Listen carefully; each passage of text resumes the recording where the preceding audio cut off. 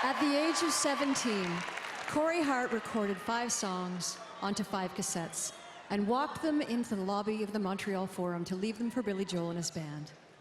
At 1 a.m., Corey received a call from Billy's saxophone player who said he loved the songs and asked Corey to come hang out with them. Now, that wasn't the moment that launched his career, but it does describe perfectly the kind of person Corey Hart is. Hopeful, determined, talented, and cool. Corey was born a songwriter and never imagined himself as a performer, but if you write the perfect song, you may just end up as both. Sunglasses at Night launched Corey into superstardom. It was the first video ever to win a Juno, and his album Boy in the Box remains the fastest-selling album to date. Now, starting this week, running until October, Studio Bell, home of the National Music Centre in Calgary, will present a beautiful exposition entitled Milestones, Corey Hart. Now, for someone who didn't expect to be a star, Corey was an icon of the 80s music scene.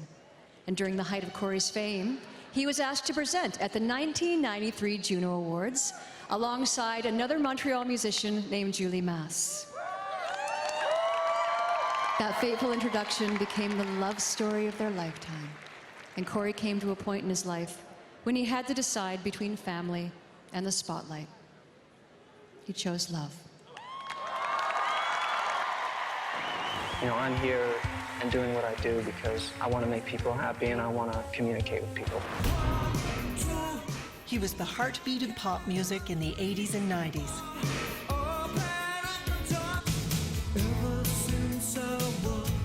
Corey Hart wrote his first song when he was only 14 years old. I would spend all my weekends, all my days, writing and writing and writing.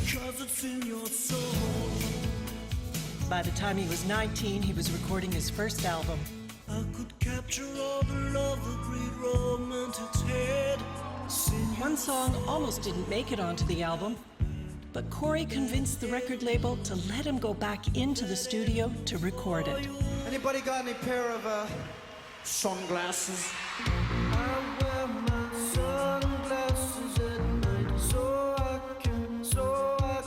When I started playing arenas in my early 20s, it was just pandemonium and a huge kind of phenomenon that came out of nowhere.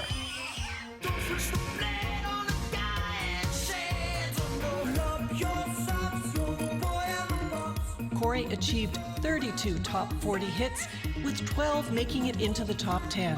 He has sold 16 million albums worldwide. Just a little more time. After 8 studio albums and countless tours, Corey decided to step off the stage and into his life by putting focus on his greatest love, his family.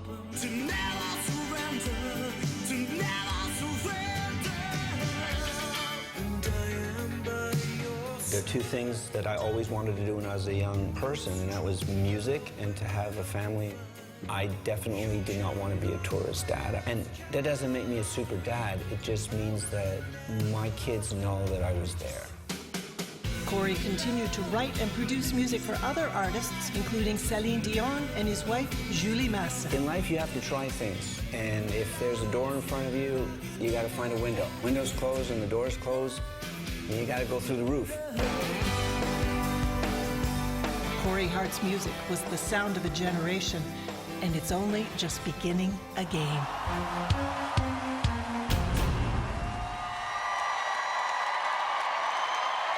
It is an absolute honor for me to introduce the newest inductee to the Canadian Music Hall of Fame.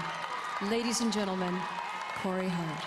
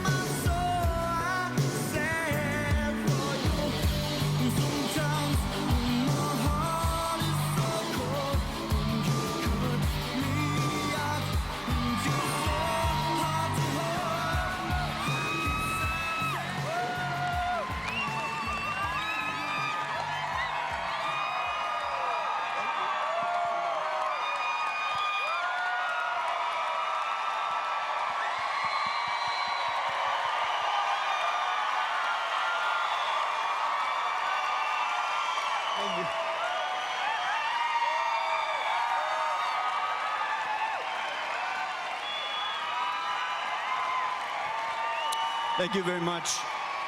Thank you so much. Thank you.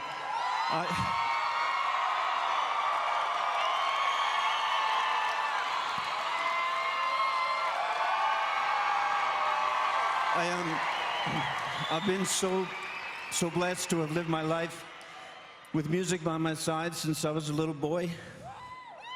I believe that music and love are the most enduring and powerful forces of good in the world.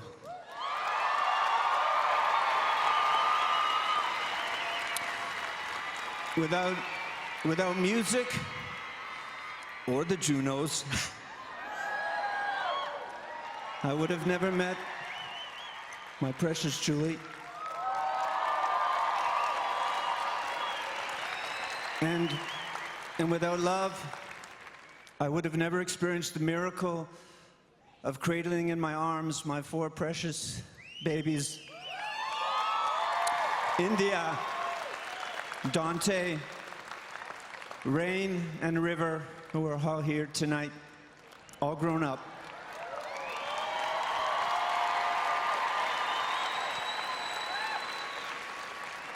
I want to speak. Daddy's very proud of you guys. I love you very much.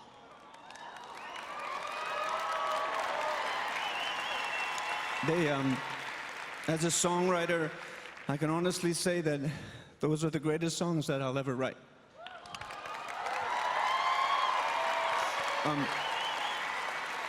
I'd just like to say something about my fans, speak directly to my fans at home and those that are here tonight.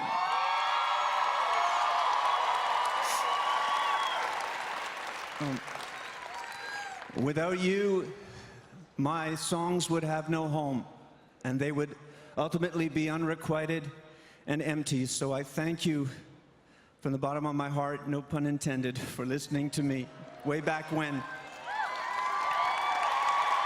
I never imagined that I'd have the opportunity some 20 years later, after stepping away from the spotlight, to embark on a national Canadian tour this June.